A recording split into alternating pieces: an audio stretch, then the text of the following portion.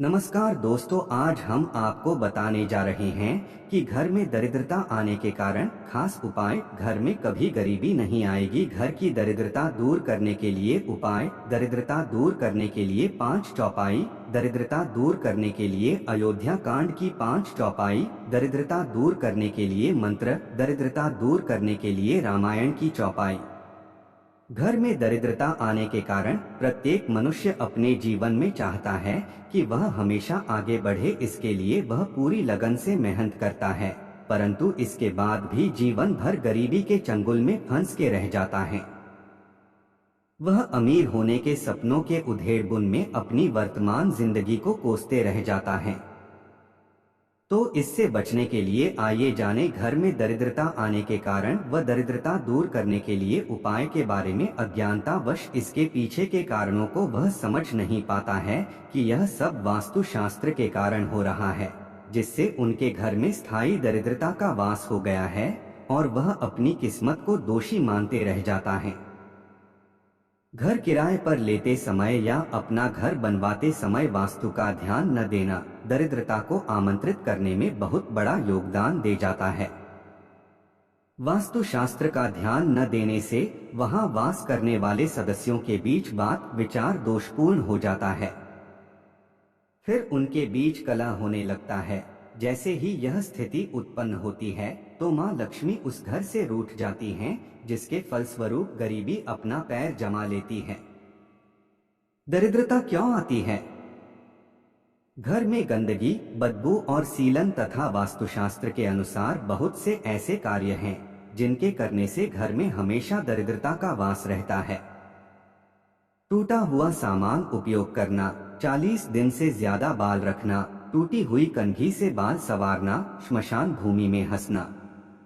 ऐसा घर जहां स्त्री हमेशा क्रोधित रहती है और कभी खुश नहीं रहती है तथा सूर्योदय के बाद घर की सफाई करने से घर में दरिद्रता का वास हो जाता है।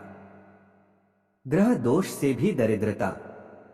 जब कुंडली में तीनों शुभ कारक ग्रह लग्नेश, पंचमेश, नवमेश बहुत पीड़ित या कमजोर स्थिति में हो, जब धन भाव में कालसर्प योग बने और अन्य ग्रह स्थिति भी कमजोर हो, जब सूर्य और चंद्रमा परम नीच में हो और नीच भंग ना हो, पाप ग्रहों का धन भाव में नीच राशि में बैठने से भी दरिद्रता उत्पन्न होती है। घर की दरिद्रता दूर करने के उपाय। रविवार को सुबह ताजे राई के पत्तों को शुद्ध और ताजे पानी से भरे एक घड़े में डालकर उस सूर्याय नमः मंत्र बोलते हुए अभिमंत्रित करके जो कोई भी उस जल से स्नान करेगा उसकी दरिद्रता का हमेशा के लिए नाश हो जाएगी। घर की दरिद्रता दूर करने के लिए चौपाई। दरिद्रता दूर करने के लिए राम चौपाई मंत्र का काम करती हैं। इन चौपाइयों का नित्य श्रद्धापूर्वक जाप करने से आपके जीवन से दरिद्रता का नाश हो जाएगा। दोहा। श्री गुरु चरण सरोज रज निज मनु मुकुरु सुधारी, बरनु रघुबर बिमल जसु जो दायकु फलचारी। चौपाई 1। जब ते रामु ब्याही घर आए, नित नव मंगल मोद बधाए। भुवन चारिदस भूधर भारी, सुकृत मेघ बरसहि सुख बारी। चौपाई 2। रिधि सिद्धि संपत्ति नदी सुहाई, उनकी अवध अंबुधि कहुआई। मणिगनपुर नर नारी सुजाति, सुचि अमोल सुंदर सब भांति। चौपाई 3। कहीं न जाए कछु नगर विभूति, जनु इतने बिरंची करतूती। सब विधि सब पुर लोक सुखारी, रामचंद मुख चंदु निहारी। चौपाई 4। मुदित मातु सब सखी सहेली, फलित बिलो की मनोरथ बेली। राम रूपु गुण सीलु सुभाव, प्रमुदित होई देखी सुनी राम। दोहा। सबके उर अभिलाषु अस कहें मनाए महेसु, आप अछत जुबराज पद राम ही देव नरेसु। चौपाई 5। एक समय सब सहित समाजा, राजसभा रघुराजु विराजा। सकल सुकृत मूर्ति नरनाहु, राम सुजसु सुनी अति ही उछाहू। व्यापार में सफलता के उपाय।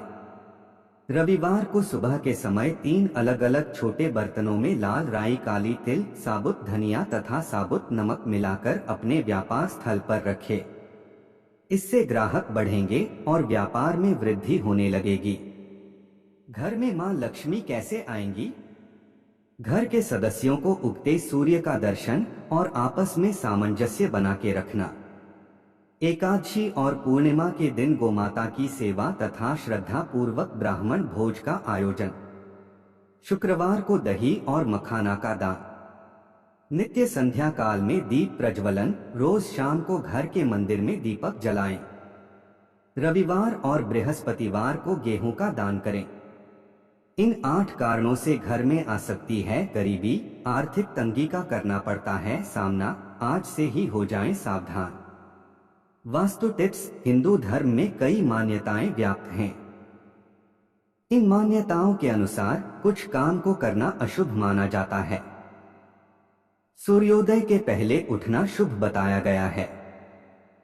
मान्यता है कि सूर्योदय के बाद उठने से घर में गरीबी आती है।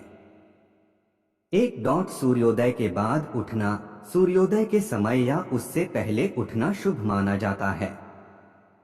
इससे सकारात्मक ऊर्जा आती है। मान्यता है कि सूर्योदय के बाद उठने से घर में गरीबी आ सकती है। पानी का टपकना। घर में नल या टंकी से पानी का टपकना शुभ नहीं माना जाता है।